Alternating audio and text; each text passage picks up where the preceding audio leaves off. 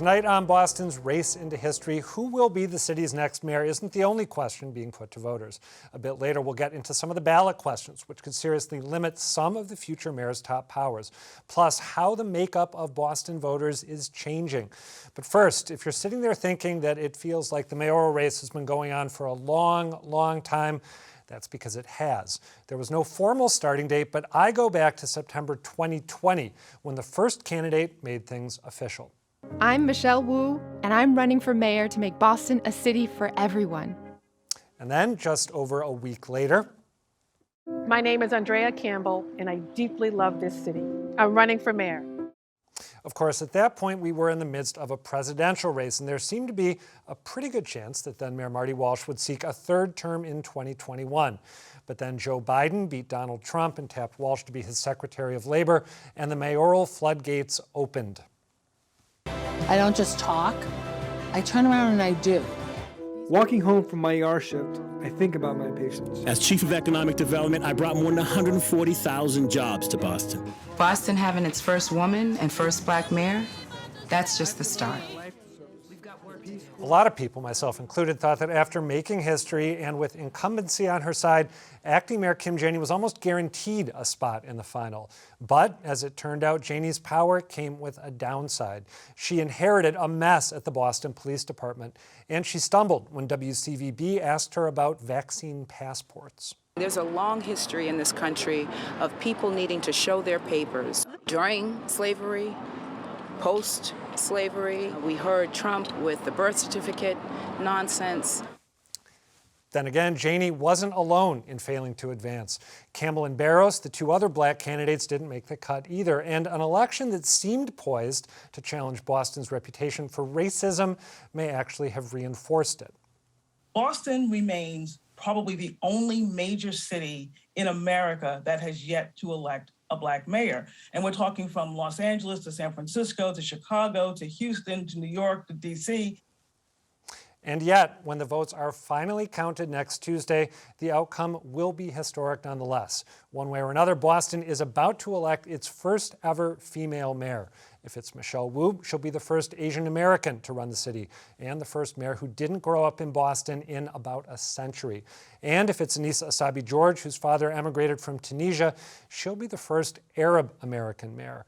The polls have consistently shown Wu with a substantial lead, but as we all learned in the 2016 presidential race, the polls don't always get it right. Joining me now to size up the state of the race with just a few days left is Saraya Wintersmith, our City Hall reporter at GBH News. Saraya, good to see you. Hey, good to see you too, Adam. So the structure of the race has felt fixed for a few weeks now. The polls show Wu with a substantial lead. Anissa Essabi-George has been scrapping and looking for ways that she can close the gap, get people to decide this is not a foregone conclusion, what's going to happen on Tuesday. Has anything happened in the last couple of days that you think could help Essabi-George's cause? A couple of things. They kicked off their last week of the campaign with that debate Monday night, and we heard Essabi-George shift a little bit on her transportation platform. Michelle Wu has, of course, been talking about the fare-free bus pilot, the 28 bus. And to be fair, Essabi-George did say back in April that she was open to the possibility of exploring more fare-free buses. But on Monday night, we heard her in a very clear way say that she is for expanding the fare-free bus pilot. We've got some video of her conveying that enthusiasm. Let's take a look. We certainly have to continue to invest in those fare-free bus lines. We've seen the success with the number 28. That's cost the city $30 million, and that pilot ends in just a couple of weeks. So a little late movement there. Has Essabi-George said or done anything else that you have found noteworthy? One other interesting thing is a shift that happened between Monday night's debate and a Wednesday appearance with our Jim and Marjorie. On Monday night, she was less supportive of this plan from Suffolk County Sheriff Steve Tompkins to set up a diversion court and then house the mass and cast population within the walls of the South Bay Correctional Center. And then when we heard her on Wednesday, it was a more supportive tone. All right, again, we've got video from the debate and then audio from Boston Public Radio. I don't support the plan specifically as it's written. I applaud the innovation and the creativity. I'm not opposed to Sheriff Tompkins' suggestion. I think that we have to think creatively and innovatively. And this proposal by the sheriff is one that we have to explore. So a subtle shift there, but a shift nonetheless. That's right. Has Michelle Wu done anything that has jumped out to you? She has seemed to me from afar, and I'm sure on the campaign, on the inside, it's very intense, just as it is for Asabi George. But she seemed to sort of be cruising above the fray for a while now. Did she say or do anything in the last few days that made you arch an eyebrow? Cruising above the fray is a fair characterization, Thank I you. think. I did hear Wu on Monday night, for the first time on a debate stage, acknowledge that congressional funding is something that she anticipates to help pay for freeing the tea, the big promise that's been part of her campaign. Let's take a look, actually, hold that thought. Let's take a look at how she put it. The resources that are available are not just within the city budget.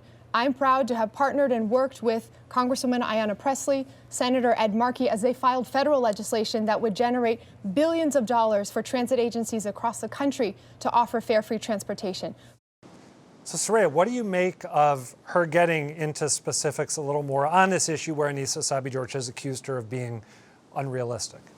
I think we didn't show the portion of the debate where Anissa Asabi-George insisted that she answer the question. So I think obviously her opponent knows that it could sway voters to know that you're depending on Congress, which has a reputation for not doing anything to fulfill some of your plans. All right, before we wrap up, there are some potential endorsements, which as we have this conversation midday on Friday for broadcast a few hours later on, some big endorsements that haven't yet materialized. Can you remind me and everyone watching who's out there who might jump in and express support for one candidate or the other in the very, very last days of the campaign?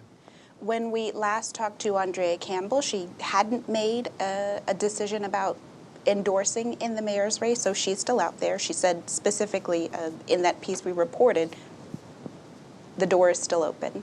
There's also the Mattapan State Rep, Russell Holmes. My sense is that he's been very busy with all of the discussion about ARPA funding and redistricting at the State House, but I think he vowed last weekend that he would come out with an endorsement at some point. And then when I think about Mel King making an 11th hour endorsement, it's totally possible that we will see these endorsements come out later today, after we have filmed, or maybe even Monday, right before the election happens. John Barrows, too, right? He could weigh in? John Barrows could weigh in. You are absolutely right. All right, Saraya Wintersmith, good to talk with you about this stuff, and we'll do it again next week when we know who the mayor happy is. to do it. The mayor's race has been getting all the attention for completely understandable reasons, but it isn't the only thing Boston voters are weighing in on. They're also going to have their say on 3 ballot questions. Joining me to talk through those ballot questions and their potential impact is GBH News politics editor Peter Kadzis. Hello, Peter. Hey. So let's take these 3 questions in order. That's my spectacular organizational conceit as we start this conversation. Question 1 has extremely complicated wording. I'm not going to try to summarize it here, but you say that as complex as it sounds if you read the text of the question itself, the basic principle is actually pretty straightforward. What is it? This would be a change. The mayor would set the amount of money the city could spend on a given year, which is what he does now. That stays the same. But then here comes the change. The city council can move the money around between departments. Now, this doesn't sound like such a big deal. That's the way the federal government works. That's the way the state government largely works. Here's why it could have impact. Boston, for a city of its size, is, from a financial point of view, maybe the best run city in America. Again, relative to a city of its size. We Bostonians are so used to complaining about how bad everything is that we lose sight of the fact that from a financial point of view, Boston is in very solid shape. So there's an implicit question here, why mess with success?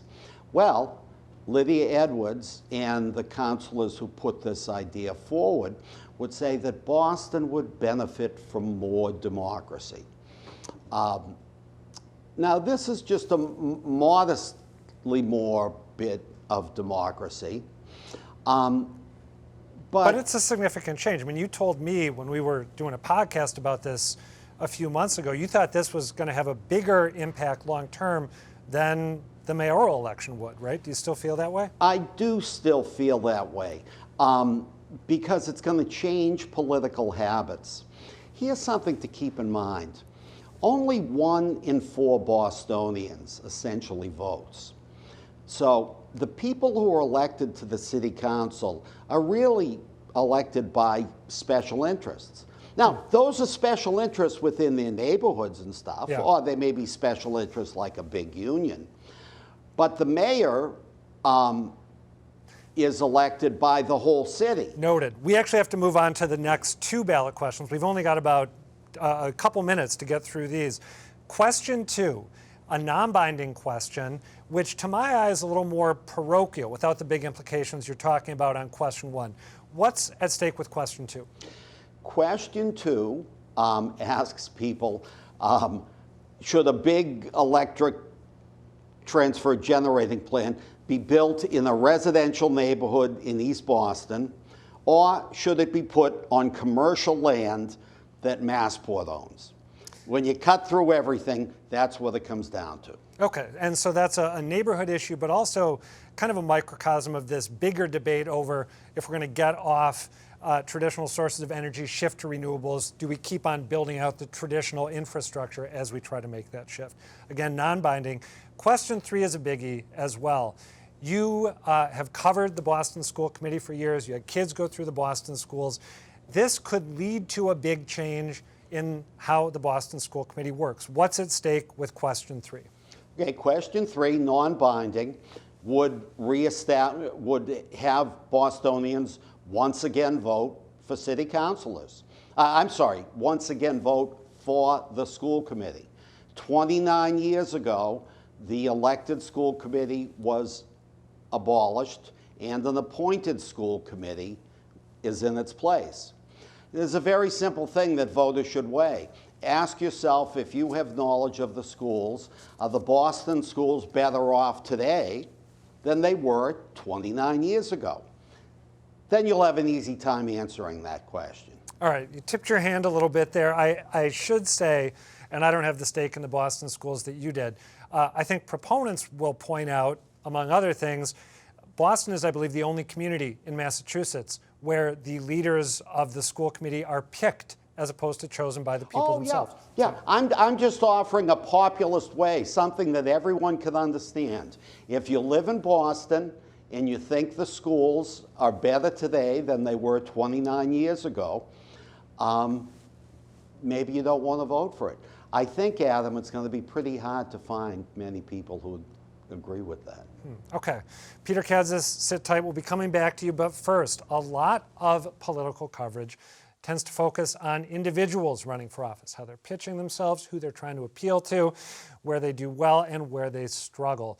But whether a given politician succeeds or fails also involves bigger trends in the community they're hoping to lead or represent. Think of changing demographics or shifting habits of mind, or both, factors that can play out over decades instead of a single election cycle. Our next guest says in this year's mayoral race, some seismic but slow motion shifts may end up playing a decisive role. Yawu Miller is the author of a recent piece titled The Long View, Boston's White Working Class Voters in Decline, Strength of White Progressives Rising. You can find that at gbhnews.org. And he's also senior editor of the Bay State Banner. Yawu, good to see you. Good to see you, Adam. So give me a refresher and give viewers a refresher. I started off covering Boston politics about 25 years ago. And back then, the assumptions about the way people succeeded when they were running for office in the city were very different than they are today. How did it work 2.5 decades ago? Back then, and going back further even, if we go back to 1983, the Mel King, Ray Flynn mayoral race, Black, Latino, Asian, and white progressive voters sort of formed a bloc that voted for Mel King.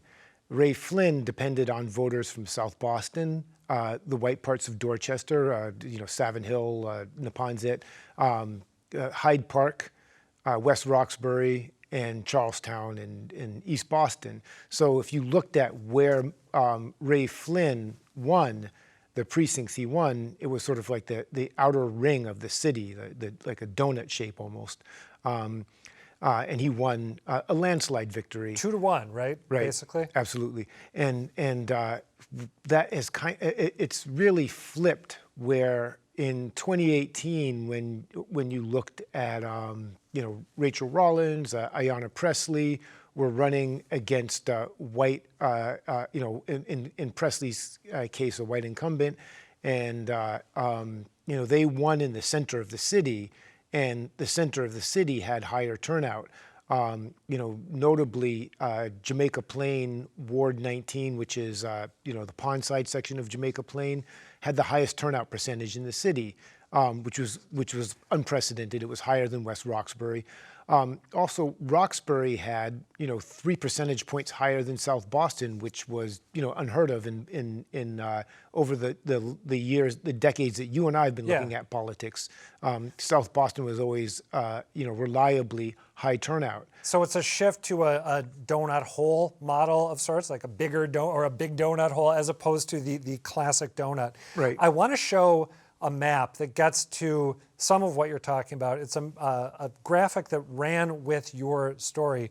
And the areas in dark red are the areas where turnout has dropped off. Again, those outer margin white working class, traditionally white working class suburbs that you're talking about.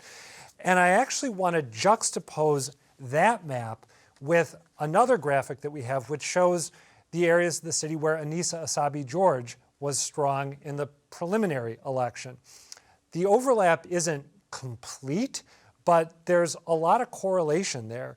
Given this shift that you're talking about, if Anissa Essaibi-George and Michelle Wu were squaring off, say, 10 or 20 years ago, do you think that the polls would show it as a closer race than they've shown it being up until this point? Absolutely. I think it would be a lot closer. What do you think drove the changes that we're talking about? You isolate a few different factors in your piece: demographic changes, preparation of candidates, but can you talk about maybe those factors and anything else in a little greater detail that people should be thinking about? Why has the white working class dropped off and the center of the city and progressives started to flex increased political muscle? In South Boston and throughout Dorchester, a lot of the demographics have changed because of displacement. That those were traditionally white working class neighborhoods, and as developers saw the potential for those neighborhoods, and as tech workers, people in biotech and finance started moving into the city in greater numbers, sort of this reverse white flight from the suburbs. People were really concerned that blacks and Latinos would be displaced, and that certainly happened. But in South Boston, I think the displacement of white residents has been pretty thorough. So that white working class is not there anymore, and there's less affordable, less deeded affordable housing in those neighborhoods as well. So you're seeing that the white homeowners are still there and they're still voting, but when the newcomers, like let's call them yuppies, for lack of a better term, when they come in, they vote in much lower numbers. But when they do vote, they're more likely to vote progressive. So the Seaport District in South Boston, the turnout was 16%, but it voted overwhelmingly for Michelle Wu. Are the trends that you've just talked about, are they going to be with us for a while? And do you think that the developments that you've described are going to be intensifying? Or do you feel like they have maybe reached or are approaching an endpoint at which we'll see constancy rather than change? I mean, I think, yeah, it's impossible to know. I mean, we'll see what happens with rent stabilization under Michelle Wu, what happens with new housing production. There are a lot of, the majority of voters support some form of rent control. Yeah. The majority of Bostonians say, I mean, many people say they can't afford to live here. About a third of renters pay about half their income on rent. So I think that the city's at a point where, it's not sustainable for local residents, for people who are here now. Is there the political will to change things? And of course, if Anissa Sabi-George pulls off what would be an upset at this point, as we know, she is not a rent control fan. Yawu, thanks for those thoughts, and stay there because I want to get Peter Kadzis and Saraya Wintersmith to come back and join you and me for some final thoughts on the arc this race has taken. Whenever I'm covering a campaign, I find myself wondering what moments or themes I'm going to remember in a decade or two if I'm looking back on the race. There are a few things from this contest that I think will stand out in my mind, but before I share those, I want to get each of you, Saraya Wintersmith, Peter Kadzis, Yawu Miller, to share your thoughts with me. If you're reminiscing about the 2021 Boston mayor's race in a decade or two, what do you think you'll be remembering? Let's start with, I should probably call on one of you. Let's start with Peter. Okay, well, Adam, my memory of the 2021 race would have to go back many years to the first time I saw Michelle Wu when she was a candidate for the city council. It was before she was even elected. I'll make a long story short. After she was done speaking at a forum at Franklin Park about the park system, I thought to myself, this young woman could be mayor. You really did? I really did. The same way as when I saw Barack Obama in person at the Democratic convention, I said, this guy will be elected president someday. Well, good call on your part. I'm impressed that you sensed that. Saraya Wintersmith, let me hit you up for something that'll stand out a few years down the road.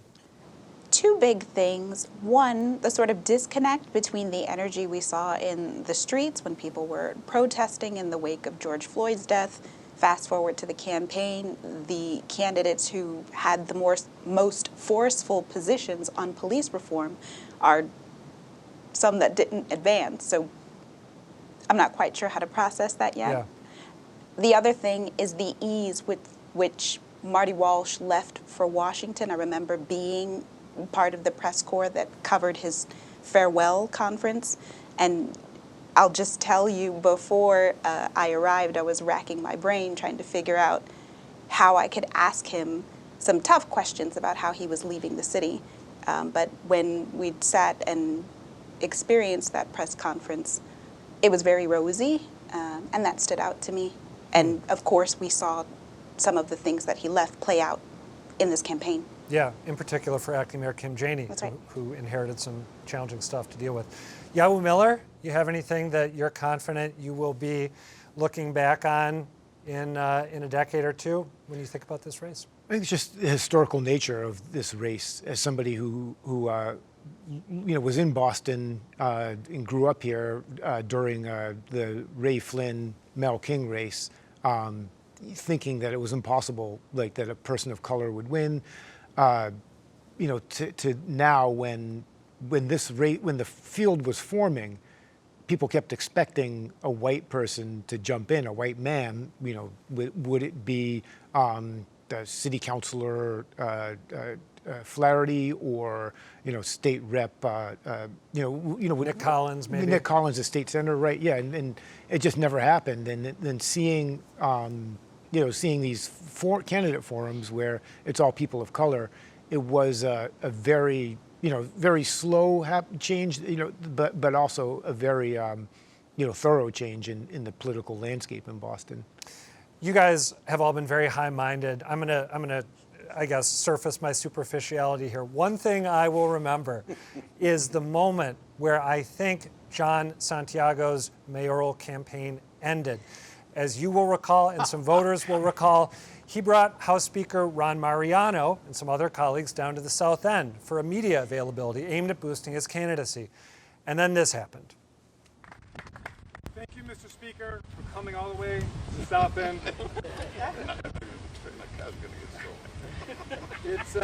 It's great to be here with so many of my colleagues. So what he murmured there is, I'm afraid my car is going to get stolen, apparently something he had an experience with in the neighborhood back when he was a college student, but not really what you want to do when you're trying to help your colleague become mayor of the city. And I'll just throw out one more thing before we wrap up. As someone who didn't grow up in Massachusetts, who chose to make this my home and raise my family here, the insider-outsider, from here, not from here, us-then dynamic and the way it's played out in the mayor's race has been really interesting to watch. And I'm guessing some other people who are in my shoes feel the same way. That is going to do it for our last pre-election episode of Boston's Race into History. Peter Kadzis, Yawu Miller, Saraya, Wintersmith, thanks to all of you. Do come back next week. We're going to take stock of all the results and look at what is next and what will be a lightning fast transition for Boston's next historic mayor. For now, thank you for watching and good night.